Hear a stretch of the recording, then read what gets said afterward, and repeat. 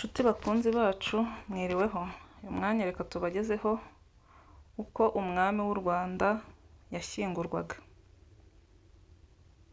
Wakwibaza uti umwami w'u Rwanda we yashyingurwaga ate? Umwami cyangwa umwamikazi si rubanda rusanzwe. Ibi byongeye kuboneka mu gihe isi yakurikiranaga imihango yo gushyingura umwamikazi w'Ubwongereza Elizabeth wa kabiri. Ubwami butaracika mu Rwanda no mu bihugu bindi byo mu karere, iyo umwami yapfaga habaga imihango ikomeye yo kumushyingura ndetse n'ibigendanye n'icyunamo. Mu Rwanda ho hari n'imvugo zihariye mu buzima bw'umwami. Umunyamateka Jean de Dieu Nsanzabera avuga ko aya magambo ari umwihariko ku bami b'u Rwanda gusa, ko mu ikeshamvugo ryemewe adakoreshwa ku bami b'ahandi.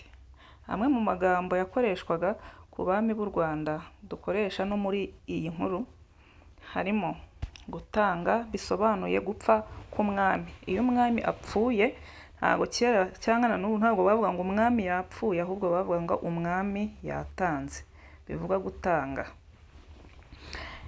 Icya kabiri ni umugogo. Ntabwo bavuga ko umurambo w'umwami, ahubwo bavuga umugogo w'umwami. Gutabarizwa ari byo gushyingurwa. Ntabwo bavuga ngo tugiye gushyingura umwami, ahubwo bavugaga ko bagiye gutabarizwa umwami, ari byo gutabarizwa. Umusezero ho yari irimbi cyangwa imva cyangwa se aho batangiye. Na n'ubu hitwa ku misezero y'abami, ntabwo hitwa ngo ni irimbi ry'abami. Ayo ni amwe mu magambo yakoreshwaga ku bami b'u Rwanda. Ntibavuga bavuga, ibyo Abanyarwanda barabizi. Nta mwamikazi kandi ubaho mu Rwanda. Umwamikazi nk'izina ni umwanya w'ubutegetsi, ntibyigeze bibaho mu Rwanda, nk'uko umusizi, umwanditsi akaba n'umunyamateka Nsanzabera Jean de Dieu abivuga.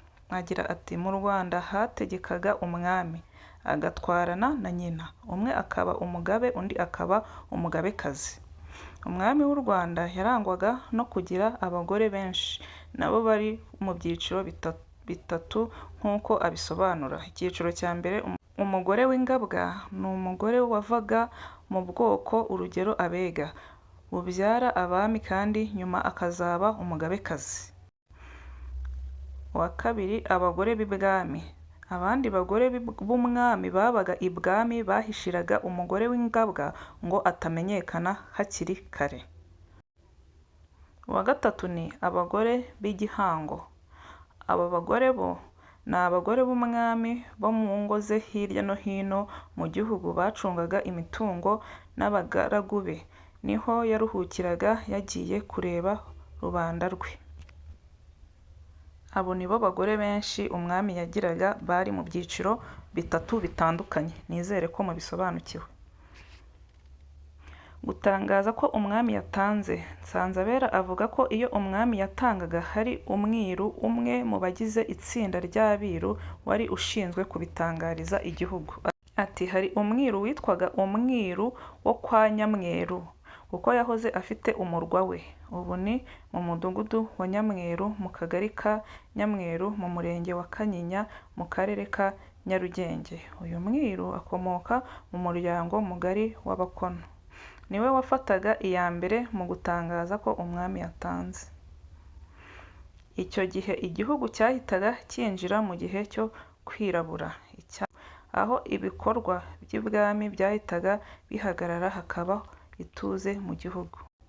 Ati ariko ibi ntabwo byavugaga ngo abantu barire cyangwa bihanganishe abantu. Oya, abantu bakwiye kumenya ko ijambo ikiriyo ari igiswahili biva kuri kuria cyangwa kurira, kandi Abanyarwanda ubu ntabwo baririraga umuntu mukuru wapfuye.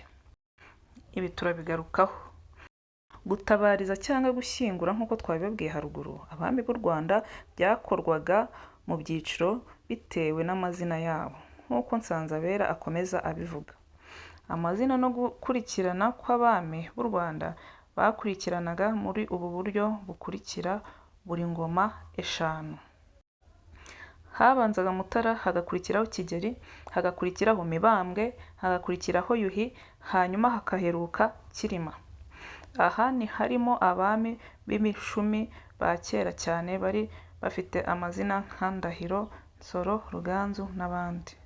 Abami b'u Rwanda ntabwo bagiraga imisezero imwe, amarimbi y'abami cyangwa ahantu haguye umwami nk'uko twabibasobanuriye nubwo yabaga atarahatabarijwe. Ntabwo bagiraga irimbi cyangwa imisezero imwe. Niyo mpamvu uzabona ahantu hose mu Rwanda hitwa mu misezero ni uko habaga haraguye umwami cyangwa hari irimbi ry'abami. Dukomeje, umusezero wajyanaga n'izina. Mu Rwanda hari imisezero cyangwa se amarimbi atatu y'abami. Irya mbere, umusezero wa Kayenzi uri mu karere ka Kamonyi y'ubu, watabarizwagamo abami bitwa ba Cyilima na Mutara. Wa kabiri cyangwa irimbi rya kabiri ry'umwami cyangwa se umusezero kuko bavuga umusezero. Umusezero wa kabiri wari Rutare, ubu ni mu karere ka Gicumbi, watabarizwagamo abami bitwaga ba Kigeli na Mibambwe. Naho umusezero wa gatatu hamwe n'imisezero ibiri y'i Remera y'Abaforongo ni uwa Busigi hafi ya Tumba, hombi ni muri Rulindo, hatabarizwaga ba Yuhi. Ngayo amarimbi atatu cyangwa imisezero itatu y'abami batabarizwagamo bitewe n'amazina yabo. Imva imeze nk'inzu. Nsanzabera avuga ko imva y'umwami yari ifite umwihariko mu bunini n'ibindi bintu bayishyiragamo.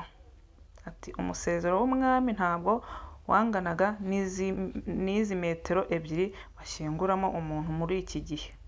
Wabaga ukoze mu buryo imva ye irimo inguni nyinshi, bakayubaka nk'abubaka inzu yari asanzwe atuyemo.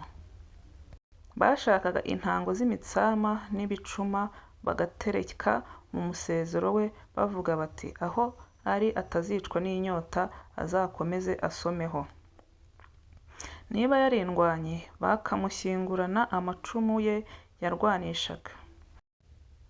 Umuhango wo kumutabariza niho wa mwiru wa Nyamweru yanatangazaga usimbuye umwami watanze. Ibyo bikaba mbere y'uko umugogo w'umwami watanze wururutswa mu irimbi nk'uko uyu munyamateka yabivuze.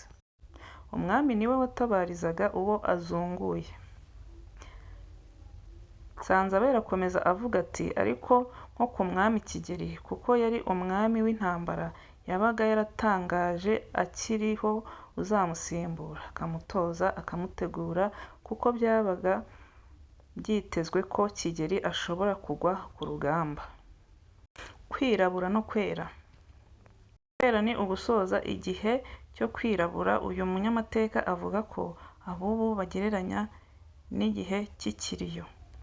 Ati nabyo byaterwaga n'umwami watanze. Nka Kigeli igihe cyo kwirabura cyashoboraga kumara imyaka 3, naho abandi byamaraga amezi atarenze 3. Iki cyabaga ari igihe cy'ituze mu gihugu nk'uko ubu ubona hururutswa amabendera, imanza n'ibikorwa by'ibwami bikaba bihagaze ngo umwami abanze atabarizwe habe no kwera. Ibi ariko avuga ko bitandukanye n'ikiriyo cyo muri iki gihe aho abantu baririra ababo bapfuye bakanihanganishwa n'inshuti n'imiryango. Ati mu Rwanda umuntu yaririraga yapfuye ni umwana, nabwo ni uko bavugaga ko agiye ntacyo arakorera igihugu. Naho umuntu wapfuye ari mukuru cyangwa umwami watanze afite ibigwi, bakoraga ibirori bakabyina bakanywa bati intwari icyuye imihigo yayo. Ubundi nta muntu uririrwa kuko yapfuye kuko bizera ko nta munyarwanda upfa ahubwo agenda akazagaruka.